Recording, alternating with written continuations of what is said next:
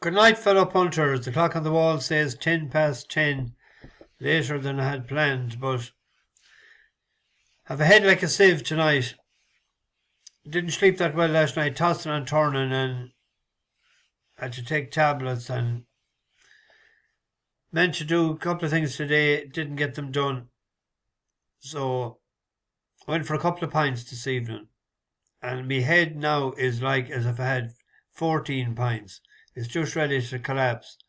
And all I had was 2, and I wouldn't mind. I was going to have 3 more. I could have had them, but no, I didn't. But you know the time when you'd have 2 and you want to have more, and now you'd wish you'd had more because your head is like, it doesn't matter whether you had them or not. We had what? We had 2 horses today. Hurlerontheditch didn't run. He's running tomorrow. Hopefully the ground in Haydock will be suitable to get the go ahead.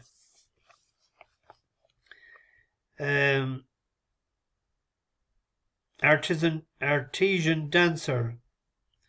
I picked out them 2 horses last night. The 2 of them are 9-2. I was saying we'd have the 2 of them each way and each way double, but there was money for one. It was 9-2 into 7-2 when I was doing the video. I don't know which of them it was. But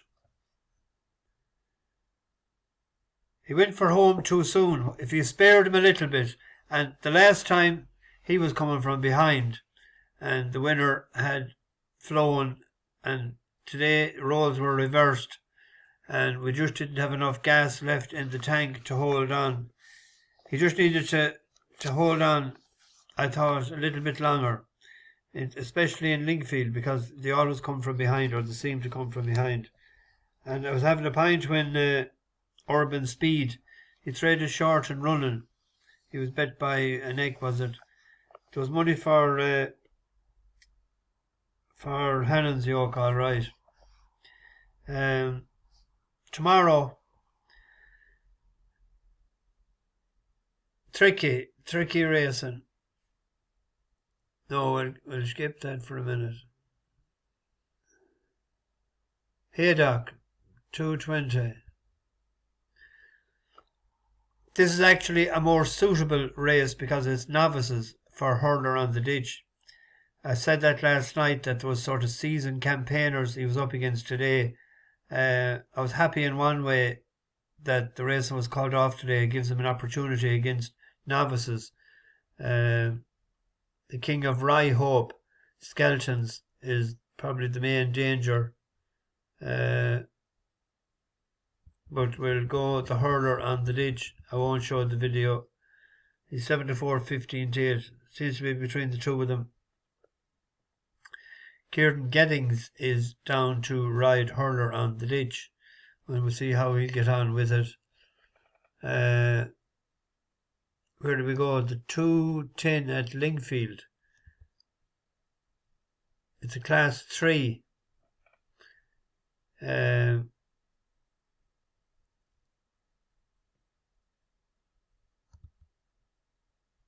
This was Mount Athos out in front for us when he won, but the horse in second was Aratus. Nothing so far from Thackeray Bay and dropping away is Stone Soldier, and it is Mount Athos now clear by 2.5 lengths over Aratus with an awkward head carriage, but is closing in second. Mount Athos needs the line. The lead is still a length. Racing up close home, it is Mount Athos for a third Kempton win. Aratus in second, and up for third, that was Juan Lepin. Decent field that day. Back to Lingfield. That documentary was always running well there. Cox has lightly campaigned lately. Jim Crowley up. Jim has been good to us the last couple of years. Hasn't ran at Lingfield before, but is a sort of a 7 furlong specialist. I always say that 7 furlongs, you need to be a specialist at that distance. Let's see what price is he. 74, 94, 2-1. That Sterling Knight, he actually won the last day, and the horse that was second was that horse that won today, Talis Evalair.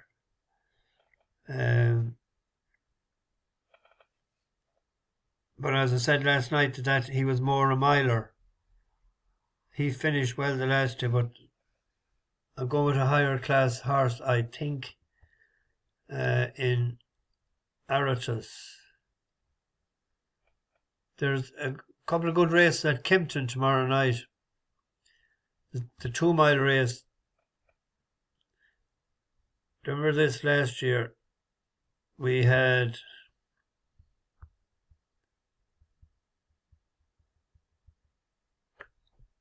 Pontelius, we had backed prior to this race, and then he won this day, and he scuppered our.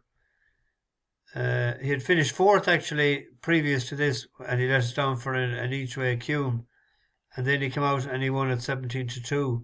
Can't remember the horse that he that we were on that night. I'm going for an outsider.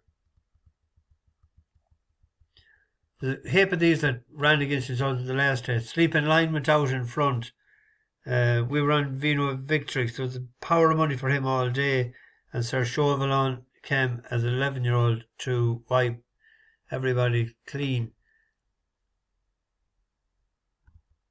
Watch Enemy in this race for Ian Williams. He's on the rail with the blue and the orange sleeves. Asking him now, David Probert, to seal the deal, passing the 2 furlong marker.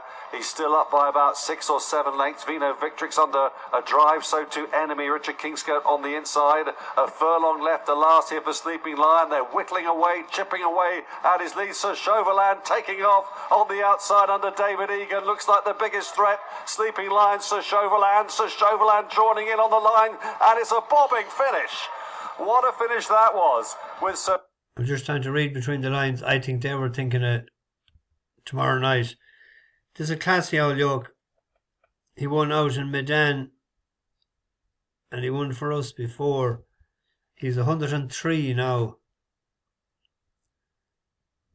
He's 16-1. I just thought the price was too big for him. He's rated 103, but when he won Medan, he was 99. He won. That was once in Medan. He won off 108.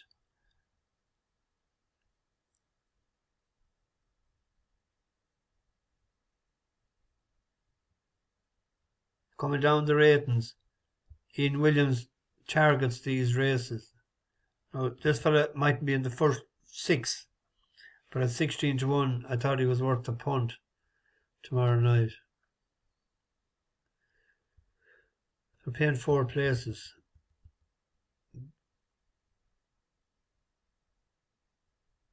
Richard Kingscote.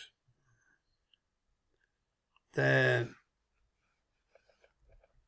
was a horse there we backed the last time. It was the first page I had up there, and that first time blinkers on him, and apparently the blinkers did not suit Whatharm. He's 10 or 12-1. Pat Flynn bringing it back up all the way again. The favourite is Pierre Lapin. I think we tipped him up a couple of times last year. He done no good for us. I think he was placed.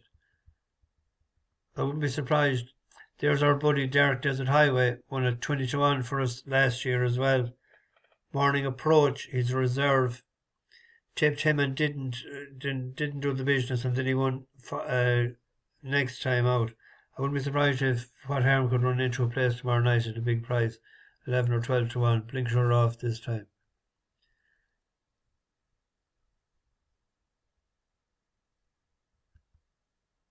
I didn't see that message until last night after I'd done the video that Stephen Pitt left. I had been talking, mentioning about seeing them, but I thought to be towards the Christmas. But there is a possibility I might head north tomorrow. No guarantee yet, because I'd sort of in my mind to go to Galway on another errand, a man that's sick that I need to call to, so I might leave that until Thursday. We'll see. So anyway, bash the bookies, over and out.